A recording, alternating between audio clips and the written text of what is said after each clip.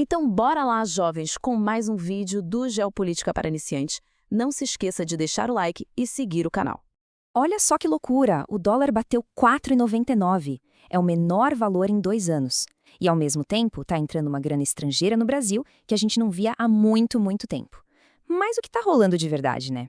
A resposta, olha, não é tão simples assim. Envolve um monte de coisa, tanto lá fora quanto aqui dentro. Para a gente desenrolar esse novelo, eu separei a nossa conversa em 5 partes, beleza? Primeiro, a gente vai entender como é que o dólar virou o rei, né? Depois, vamos ver a tempestade perfeita que está batendo nele agora. Aí a gente foca no Brasil, o que está acontecendo por aqui. A gente também vai dar uma espiada num possível mundo pós-dólar. E, claro, a parte que todo mundo quer saber, como fica a nossa grana no meio disso tudo. Beleza, então vamos começar do começo, né? Para entender por que o dólar está caindo, a gente precisa primeiro sacar como é que ele subiu e virou essa potência toda no sistema financeiro mundial.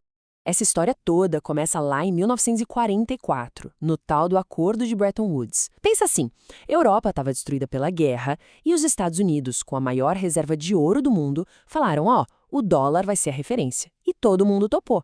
Só que aí, em 1971, veio a virada de mesa, o plot twist. O presidente Nixon chegou e falou, acabou o lastro em ouro. A partir dali, o valor do dólar era baseado só na confiança na economia americana. E o mais bizarro, ele ficou ainda mais forte. Isso criou uma coisa que os economistas chamam de privilégio exorbitante. Basicamente, os Estados Unidos podiam imprimir dinheiro e se endividar à vontade, pagando juros baixinhos, porque o mundo inteiro precisava dos dólares deles. Em qualquer crise, para onde o dinheiro corria? Para dentro dos Estados Unidos. O dólar era o porto seguro do planeta. Guarda essa ideia, porque ela é super importante. Ok, se o dólar é esse rei todo, o que explica essa fraqueza agora? Pois é, a resposta está numa combinação de fatores que criaram o que a gente está chamando de tempestade perfeita. E aqui está o pulo do gato. Não é que o dólar está caindo só contra o nosso real. Não, não. Ele está perdendo força contra uma cesta das principais moedas do mundo. Esse índice aí, o DXY, que mede justamente isso, despencou quase 10% em pouco mais de um ano. Cara, o pior tombo desde 2017. E isso acende um alerta vermelho nos mercados. Pela primeira vez na história recente, quando o mundo entrou em crise, o dinheiro fugiu dos Estados Unidos, em vez de correr para lá para se proteger. Isso é um sinal muito, mas muito sério. Aquele status de porto seguro começou a balançar. E essa desconfiança toda não veio do nada, né? Foi uma sequência de baques. Primeiro, aquelas tarifas de importação que deixaram todo mundo de cabelo em pé. Depois, uma pressão política em cima do Banco Central Americano, o Fed. E para fechar o caixão, a treta com o Irã esquentou, fecharam o Estreito de Hormuz e o medo da inflação explodir no mundo todo voltou com força. Mas calma, não é só coisa lá de fora. Tem um fator fundamental nessa história, que é o nosso Brasil. Vamos entender agora por que o real ficou tão forte no meio desse furacão todo. O grande segredo aqui é a diferença de juros. Pensa comigo. Enquanto a nossa Selic está lá em cima, em 14,75%, os juros nos Estados Unidos estão ali em torno de 13,75%. Para um investidor gringo, a conta é simples. Para que ganhar pouquinho lá nos Estados Unidos com toda aquela incerteza, se ele pode trazer a grana para cá e ter um retorno muito maior? É um verdadeiro imã de dinheiro. E essa diferença de juros, gente, atraiu uma enxurrada de capital. Olha só esse número. Só até março de 2026, entraram mais de 83 bilhões de reais. É muito dinheiro. E aí a lógica é a da feira, né? Oferta-demanda. Com muito dólar entrando no país, a oferta aumenta e o preço dele cai. Simples assim. Lembrando, pessoal, deixa o like e se inscreva no canal para ajudar a gente a crescer. Beleza, agora vamos dar um passo para trás e olhar o quadro geral. Essa fraqueza do dólar está botando mais lenha numa fogueira que já existe há tempos nos bastidores da economia global, a discussão sobre um possível mundo pós-dólar.